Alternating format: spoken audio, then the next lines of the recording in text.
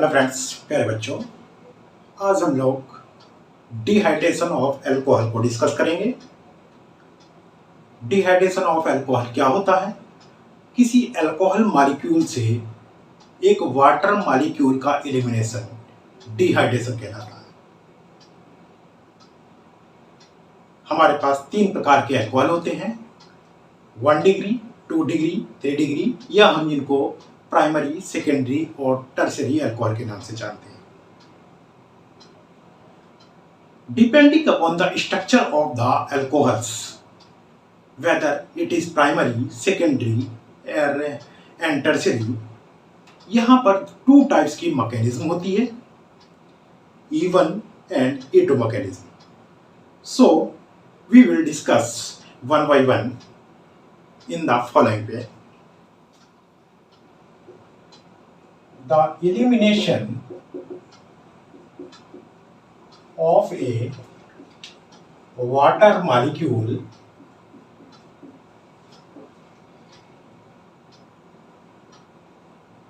from an alcohol is called as dehydration of alcohols. Generally, this reaction occurs in the presence of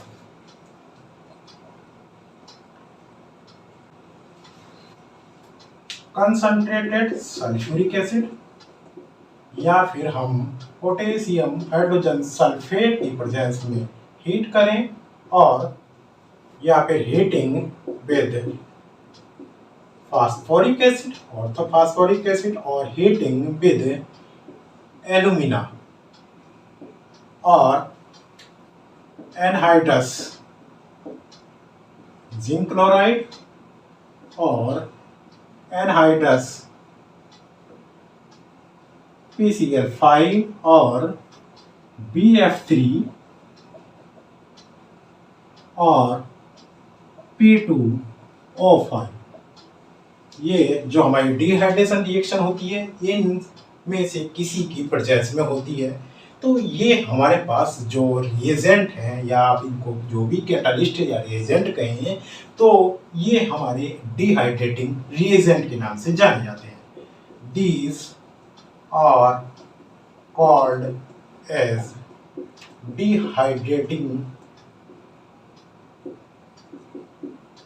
reagents.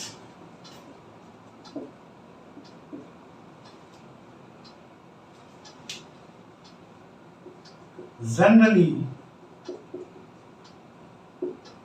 2 types mechanism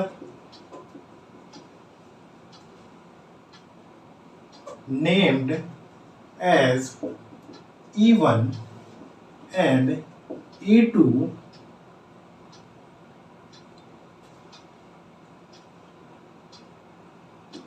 have been proposed for the dehydration of alcohols. Secondary and tertiary alcohols show E1 mechanism, while the primary alcohol whose beta carbon is 3 degree or 4 degree are also show E1 mechanism. इस प्रकार से हमारे पास यहाँ पर two types की mechanism propose की गई हैं। One is E1 mechanism and second is E2 mechanism. यहाँ पर आप देख सकते हैं कि E1 मैकेनिज्म जब हमारे पास कोई अल्कोहल 3 डिग्री या 2 डिग्री अल्कोहल होता है तो वो यहाँ पर E1 मैकेनिज्म डिहाइड्रेशन में शो करेगा। जबकि प्राइमरी अल्कोहल, अगर कोई प्राइमरी अल्कोहल है और उसका बीटा कार्बन एटम, जब उसका beta carbon atom primary alcohol का 3 डिग्री या 4 डिग्री होगा तब वो E1 मैकेनिज्म रिप्रेजेंट करेगा। जबकि प्राइमरी अल्कोहल में अगर बीटा कार्बन एटम 3 डिग्री या 4 डिग्री ना होगे, 1 डिग्री या 2 डिग्री का कार्बन एटम होगा तब वो E2 मैकेनिज्म डिहाइड्रेशन में शो करेगा। So we can write it, the primary alcohols which have 1 degree or 2 degree beta carbon atom, then these will show E2 mechanism. इस प्रकार से यहाँ पर वो E2 मैकेनिज्म रिप्रेजेंट करेंगे, शो करेंगे। और यहाँ पर अगर हम अल्कोहल्स की रिएक्टिविटी की कंपैरिजन करना चाहें, जैसे हमारे पास प्राइमरी अल्कोहल है, सेकेंडरी अल्कोहल है और टर्शरी अल्कोहल है, तो 3 प्रकार के इन अल्कोहल्स की कंपैरिजन करते हैं, इनकी रिएक्टिविटी की कंपैरिजन करते हैं, तो हम ये पाते हैं कि टर्शरी अल्कोहल सबसे ज़्यादा रिएक्टिव होते हैं, सेकेंडरी टर्शरी से कम स्टेबल, कम रिएक्टिव होते हैं, बट प्राइमरी से ज़्यादा रिएक्टिव होते हैं और प्राइमरी लीस्ट रिएक्टिव होते हैं। सो the reactivity of alcohols is found to be in the following order.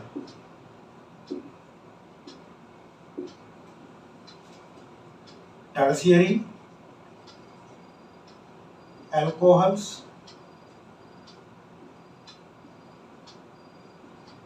greater than secondary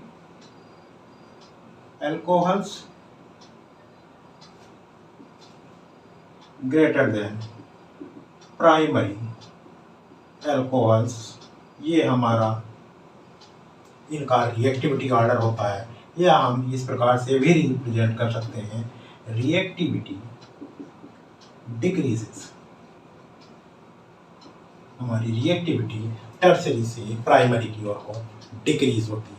now अब इसके बाद हम ये E1 और E2 मैकेनिज्म को यहाँ पर डिस्प्ले करेंगे कि किस प्रकार से हमारे यहाँ E1 मैकेनिज्म और E2 मैकेनिज्म इनके द्वारा शो की जाती है। Mechanism of E1 reaction, let us consider, हमारे पास ये कोई अल्कोहल है, दिस इज टर्शरी अल्कोहल। यहाँ पर ये हम इस प्रकार से भी लिख सकते हैं, यहाँ ऑक्सीजन के पास 2 लोन पेयर इलेक्ट्रॉन होते हैं, हाइड्रोजन आयन की प्रेजेंस में ये रिएक्शन होगी।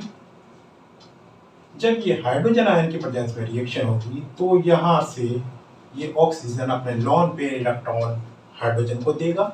जब हाइड्रोजन को ये इलेक्ट्रॉन पेयर डोनेट करेगा तब यहाँ पर इसका हाइड्रोजन के साथ ये बॉन्ड बन जाएगा। इस प्रकार से ये बॉन्ड बन जाता है और ऑक्सीजन एटम पर पॉजिटिव चार्ज आ जाता है। नाउ यहाँ पर आप देख रहे हैं कि वाटर मॉलिक्यूल जो कि न्यूट्रल होता है वो एक न्यूट्रल मॉलिक्यूल के रूप में एग्जिस्ट करता है। और आपको ये याद रखना होगा कि जब भी कोई इस प्रकार का मॉलिक्यूल, चाहे मेथनॉल, एथेनॉल या वाटर मॉलिक्यूल या एथिलीन, कोई यहाँ पर मॉलिक्यूल में इस तरह से न्यूट्रल रूप में एग्जिस्ट करने लगता है तो ये उसका ड्राइविंग फोर्स होता है उसको वहाँ पर आगे बढ़ाने के लिए। ये तुरंत यहाँ से एलिमिनेट हो जाता है, ये इस प्रकार से एलिमिनेट हो जाएगा और यहाँ से वाटर मॉलिक्यूल निकल जाने के बाद यहाँ ये टर्शियरी कार्बोनियम आयन जनरेट हो जाता है। This is tertiary carbonium ion यहाँ पर जनरेट हो जाता है। नाउ यहाँ से हमारे पास ये जब टर्शियरी कार्बोनियम आयन जनरेट हो गया तो हमारे पास इस प्रकार से ये सारे ग्रुप अरेंज हैं। यहाँ पर एक वाटर मॉलिक्यूल इस प्रकार से इस पर अटैक करेगा। ऑक्सीजन के पास 2 लोन पेयर इलेक्ट्रॉन है, ये इस हाइड्रोजन एटम पर अटैक करके हाइड्रोजन एटम को एब्स्ट्रैक्ट कर लेगा और हाइड्रोजन एटम को एब्स्ट्रैक्ट करने के बाद यहाँ पर हाइड्रोनियम आयन में कन्वर्ट हो जाएगा। जैसे कि आप देख रहे हैं कि यहाँ पर हाइड्रोजन आयन की प्रेजेंस में एसिडिक मीडियम में यहाँ पर रिएक्शन हो रही है, तो यहाँ पर ये फर्दर आगे हाइड्रोनियम आयन हाइड्रोजन प्रोवाइड करने के लिए अवेलेबल रहता है। और यहाँ पर जब ये हाइड्रोजन एटम यहाँ पर इसके द्वारा अटैक किया जाता है तो ये बॉन्ड इधर शिफ्ट हो जाता है, अर्थात इस बॉन्ड के इलेक्ट्रॉन कार्बन एटम पर शिफ्ट हो जाते हैं। और जैसे ही ये कार्बन एटम पर शिफ्ट होते हैं इलेक्ट्रॉन, तो इन इलेक्ट्रॉनों की कार्बन एटम शिफ्ट होने पर इस कार्बन एटम पर नेगेटिव चार्ज आ जाता है, जबकि आप देख रहे हैं कि इस कार्बन एटम पर ऑलरेडी पॉजिटिव चार्ज है। दोनों के बीच एक नया बॉन्ड फॉर्म हो जाता है। जब दोनों के बीच नया बॉन्ड फॉर्म होता है तो इस प्रकार से ये बन जाता है। और यहाँ पर हमारे पास पहले से ही ये ग्रुप प्रेजेंट थे, तो इस प्रकार से हमारा ये डिहाइड्रेशन के बाद एल्कीन प्रोडक्ट प्राप्त हो जाता है। यहाँ पर आप देख रहे हैं कि हमारे ओवरऑल जो मॉलिक्यूल में ईवन मैकेनिज्म हो रही है, यहाँ पर ये ईवन रिएक्शन को रिप्रेजेंट करता है। जो हमारे पास यहाँ पर जो हाइड्रोनियम आयन बनता है, ये हाइड्रोनियम आयन आगे वाटर मॉलिक्यूल अलग होकर हाइड्रोजन आयन इस रिएक्शन को आगे फॉरवर्ड करने में हमारी हेल्प करता है, जो कि रिएक्शन में हाइड्रोजन आयन की प्रेजेंस यहाँ पर इस डिहाइड्रेशन के लिए जरूरी ना। ये हमारे पास ईवन मैकेनिज्म थी। अब हम इस ईवन मैकेनिज्म में रीअरेंजमेंट की बात करेंगे कि कोई मॉलिक्यूल किस प्रकार से इस डिहाइड्रेशन के दौरान रीअरेंज होता है, क्योंकि यहाँ पर एक ये भी प्रॉपर्टी होती है कि मॉलिक्यूल डिहाइड्रेशन से पहले यहाँ पर कंप्लीट एल्कीन बनाने से पहले, कंप्लीट रिएक्शन से पहले वो अपने आप को बीच में ही रीअरेंज कर लेता है और एक डिफरेंट टाइप का प्रोडक्ट प्राप्त होता है। जैसे कि हम पहले से रिक्वायर्ड कर रहे थे उस तरह का वो नहीं होता, बल्कि ग्रुप की शिफ्टिंग होकर यहाँ पर वो रीअरेंज प्रोडक्ट फॉर्म करता है। तो let us see this type of reaction. This is CH3 CH3 CH3 और यहाँ पर ये OH CH3 and CH3 and hydrogen. यहाँ पर हमारे पास ये रिएक्शन है। इसको हम इस प्रकार से, यहाँ पर हमारी रिएक्शन हाइड्रोजन आयन की प्रेजेंस में होती है। यहाँ ऑक्सीजन के पास लॉन पेयर इलेक्ट्रॉन है, ये इस हाइड्रोजन आयन पर अटैक करता है और इस प्रकार से ये COH2 पॉजिटिव चार्ज, यहाँ पर ये हाइड्रोजन है यहाँ पर, और CH3 ये यहाँ से एलिमिनेट हो जाता है। एलिमिनेट होने पर हमें जो प्राप्त होता है CH3 and C positive charge यहाँ पर आ जाता है, ये हाइड्रोजन एंड CH3। अब यहाँ पर देखिए हमारे पास 2 पॉसिबिलिटी है। पहले तो यहाँ पर कोई एक ग्रुप है, इन दोनों मेथिल ग्रुप से कोई एक मेथिल ग्रुप, सपोज ये हमारा मेथिल ग्रुप है जो यहाँ पर शिफ्ट करता है, that is called as 1-2 shift. 1-2 shift यहाँ पर ये एक मेथिल ग्रुप शिफ्ट होकर इस कार्बन एटम पर चला जाता है और CH3 double bond CH3 and CH3 यहाँ पर ये फॉर्म करता है, इस कार्बन एटम पर पॉजिटिव चार्ज आ जाता है। नाउ इसके बाद में यहाँ पर आप देख सकते हैं हमारे पास ये भी एक बीटा 1 कार्बन एटम है और ये हमारे पास एक बीटा 2 कार्बन एटम है। तो यहाँ पर हमारे पास दोनों प्रकार से पॉसिबिलिटी है कि हाइड्रोजन एटम का रिमूवल यहाँ इस कार्बन एटम से भी हो सकता है और हाइड्रोजन एटम का रिमूवल हमारा उस कार्बन एटम से भी हो सकता है। तो यहाँ पर 2 प्रकार के प्रोडक्ट बनने की पॉसिबिलिटी है। तो यहाँ पर सपोज हम इसके अकॉर्डिंग प्रोडक्ट बनाते हैं, तो यहाँ पर ये CH2 double bond C CH3 CH CH3 और CH3 एक प्रोडक्ट ये बनेगा। दूसरा, जब हमारा इस कार्बन एटम से, जब हम β2 कार्बन एटम से हाइड्रोजन का एलिमिनेशन करेंगे, तो हमारे पास जो प्रोडक्ट बनेगा वो इस प्रकार से बनेगा। CH3 यहाँ पर डबल बॉन्ड पाया जाएगा कार्बन, और ये यहाँ पर CH3 एंड CH3 हमारे पास ये प्रोडक्ट फॉर्म होता है। नाउ यू कैन सी, यहाँ पर हमारे पास एक ये प्रोडक्ट बनता है और दूसरा ये प्रोडक्ट बनता है, which will be the major product. Real product यहाँ पर कौन सा बनेगा, तो हम जानते हैं अकॉर्डिंग टू सर्जर and the Hofmann degradation Hofmann elimination rule, the most stable alkene will be the major product in accordance with the सर्जर रूल। तो यहाँ पर अगर हम देखें तो दोनों हमारे पास एल्कीन है, दोनों एल्कीन में, बट ये हमारे पास लेस स्टेबल एल्कीन है, ये हमारे पास मोस्ट स्टेबल एल्कीन है। इस ये एल्कीन ज़्यादा स्टेबल है और ये कम स्टेबल है। तो यहाँ पर अकॉर्डिंग टू सर्जर रूल ये ही प्रोडक्ट, ये सेकेंड एल्कीन ही हमारा मेजर प्रोडक्ट होगी, ये ही इसका एक्चुअल प्रोडक्ट होगा। सो ये हमारे पास लेस स्टेबल है और ये हमारे पास मोर स्टेबल है। तो इसके अकॉर्डिंग हम ये देखेंगे तो ये हमारे पास मेजर बनेगा और ये हमारे पास माइनर होगा। तो यहाँ पर इस प्रकार से आप देख रहे हैं कि ये हमारे पास रीअरेंजमेंट रिएक्शन है। हम इसको लिख भी सकते हैं रीअरेंजमेंट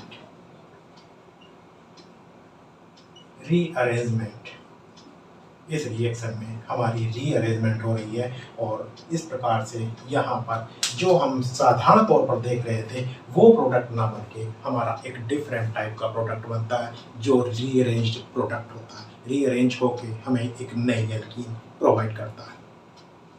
तो ये हमारा E1 मैकेनिज्म थी। अब हम बात करेंगे E2 मैकेनिज्म की। Let us consider the example for the E2 mechanism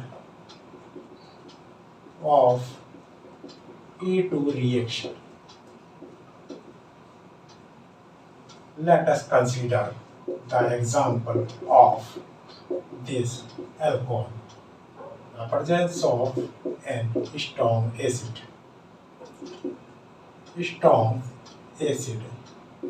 such as sulfuric acid। इस प्रकार का एसिड होगा।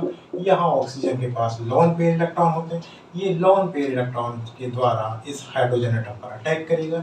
जब ये हाइड्रोजन एटम पर अटैक करेगा तो यहाँ पर CH3 CH2 OH and H hydrogen atom पर अटैक करने के बाद इस ऑक्सीजन एटम पर पॉजिटिव चार्ज आ जाएगा ना। इसके बाद ये यहाँ पर जब हाइड्रोजन एटम पर अटैक करता है तो ये कॉन्जुगेट बेस जनरेट हो जाता है, कॉन्जुगेट बेस।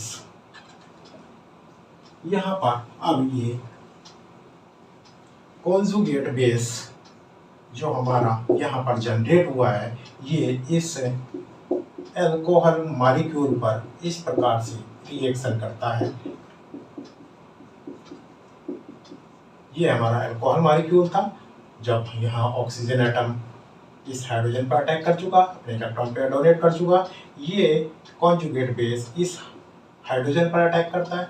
जिस समय ये कॉन्जुगेट बेस अटैक करता है सेम टाइम यहाँ से ये ऑक्सीजन एटम अर्थात वाटर मॉलिक्यूल एलिमिनेट हो जाता है। ये अपने इलेक्ट्रॉन लेकर जाएगा, इलेक्ट्रॉन साथ लेके जाएगा, तो यहाँ पर ये न्यूट्रल वाटर मॉलिक्यूल बन जाएगा। सेम टाइम जब ये कॉन्जुगेट बेस हाइड्रोजन एटम पर अटैक करेगा तो हाइड्रोजन एटम को ऑब्स्ट्रक्ट कर लेगा और इस बॉन्ड के इलेक्ट्रॉन यहाँ पर शिफ्ट हो जाएंगे। तो इस प्रकार से हमें यहाँ पर ये एक एल्कीन मॉलिक्यूल प्राप्त होगा। हमारे पास दूसरा मॉलिक्यूल यहाँ पर HA का प्राप्त होगा और यहाँ पर एक वाटर मॉलिक्यूल प्राप्त हो जाता है। तो इस प्रकार से यहाँ पर ये डिहाइड्रेशन रिएक्शन होती है और इस एथिल अल्कोहल के केस में हमको एथिलीन प्राप्त होती है। This is the mechanism E2 mechanism for this dehydration of alcohol. Similar to the even mechanism, these also shows the rearrangement of reaction. For example, rearrangement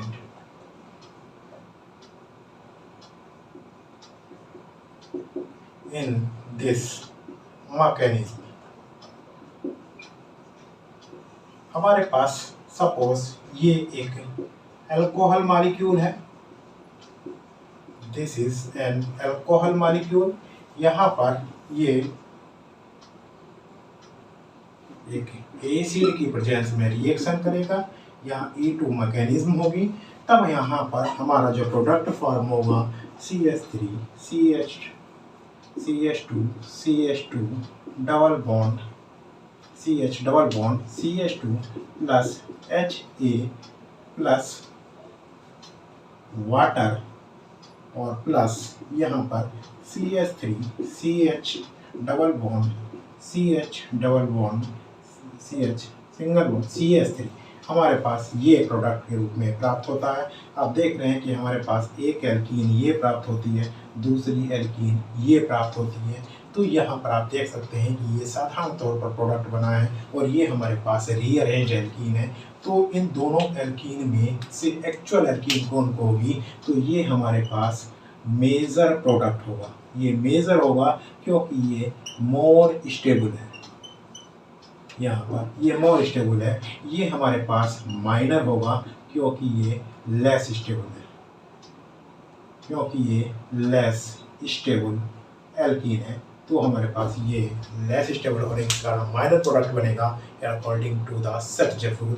ये हमारे पास मेजर प्रोडक्ट बनेगा अकॉर्डिंग टू द सर्च। पर जो हमारी ये mechanism हो रही है, ये जो रीअरेंजमेंट हो रहा है, ये जनरली हमारे पास में एल्कीन फॉर्मेशन के बाद होता है, पहले नहीं होता। जैसे हम E1 मैकेनिज्म देखे थे तो वहाँ रीअरेंजमेंट पहले होता था, बट यहाँ पर E2 मैकेनिज्म में ये रीअरेंजमेंट एल्कीन की फॉर्मेशन के बाद होता है, क्योंकि एल्कीन यहाँ पर सॉल्यूशन में अवेलेबल हाइड्रोजन आयन से रिएक्शन करने लगती है। वो इस प्रकार से E2 mechanism the rearrangement take place after the formation of alkene. The alkene reacts with available hydrogen ion of acid to give carbocation. The carbocation give rearrange product. Now यहाँ पर ये हमारा, जैसे हमने अभी देखा था, ये एल्कीन फॉर्म होती है। ये एल्कीन हाइड्रोजन आयन से रिएक्शन करती है और hydrogen ion according to Markovnikov rule इस प्रकार से एडिशन शो करेगा। यहाँ पॉजिटिव चार्ज आ जाएगा जब यहाँ पर ये हाइड्रोजन आयन ऐड होगा। इस स्टेप को हम स्टेप फर्स्ट 1 कह सकते हैं, और स्टेप सेकंड में अब हमारे पास ये जो कार्बोनियम आयन कार्बोकैटायन जनरेट हो गया है, यहाँ से ये हाइड्रोजन एटम होगा, ये इस प्रकार से यहाँ पॉजिटिव चार्ज CH3। नाउ हमारे पास जो सॉल्यूशन में अवेलेबल कॉन्जुगेट बेस है, वो कॉन्जुगेट बेस इस हाइड्रोजन एटम पर अटैक करता है और हाइड्रोजन एटम पर अटैक करने के बाद ये इलेक्ट्रॉन इधर शिफ्ट हो जाते हैं और डबल बॉन्ड फॉर्म हो जाता है। तो HA प्लस यहाँ पर CH3 CH double bond CH and CH3, ये हमारे पास एल्कीन प्राप्त हो जाती है। तो ये एल्कीन हमारे पास एक मेजर प्रोडक्ट के रूप में, मोर स्टेबल एल्कीन के रूप में प्राप्त होती है। तो ओवरऑल ये जो प्रोडक्ट बन रहा है रीअरेंज होकर बन रहा है। सो यहाँ पर मैकेनिज्म में ये एल्कीन फॉर्मेशन के बाद इसका रीअरेंजमेंट होता है और मोर स्टेबल एल्कीन में ये कन्वर्ट हो जाती है। तो जैसे हमने अभी पहले देखा था, पहले रिएक्शन में देखा था कि एक लेस स्टेबल एल्कीन बननी थी, तो लेस स्टेबल एल्कीन भी रीअरेंज होकर ये ओवरऑल ये प्रोडक्ट यहाँ पर फॉर्म करती है, इसमें रीअरेंज होकर वो इसमें कन्वर्ट हो जाती है। यहाँ पर अब हम इसे ओवरऑल रिएक्शन की अगर बात करें तो ओवरऑल रिएक्शन हमारी ये इस प्रकार से होगी। CH3 CH2 CH2 CH2 OH sulphuric acid की प्रेजेंस में ये रिएक्शन हो रही है, तो ये CH3 CH2 CH double bond CH2 plus CH3 CH double bond CH और CH3 ये हमारे पास दो एल्कीन प्राप्त होती हैं, जिसमें ये हमारे पास मेजर होगी और ये हमारे पास माइनर होगी। इस प्रकार से ये दो एल्कीन फॉर्म होती हैं और यहाँ पर डिहाइड्रेशन की दो प्रकार की, एक E1 मैकेनिज्म और एक E2 मैकेनिज्म होती है, और अलग अलग प्रकार के एल्कोहल्स यहाँ पर अलग अलग से तरह से या E1 और E2 मैकेनिज्म शो करते हैं। निश्चित रूप से आपको ये डिहाइड्रेशन ऑफ एल्कोहल समझ में आ गया होगा। अगर किसी ने अभी तक हमारे चैनल को सब्सक्राइब नहीं किया है तो वो तुरंत आज सब्सक्राइब करें और अपने सिलेबस से रिलेटेड पूरे केमिस्ट्री के वीडियो को देखकर अपना फ़ायदा उठाएं। Thank you.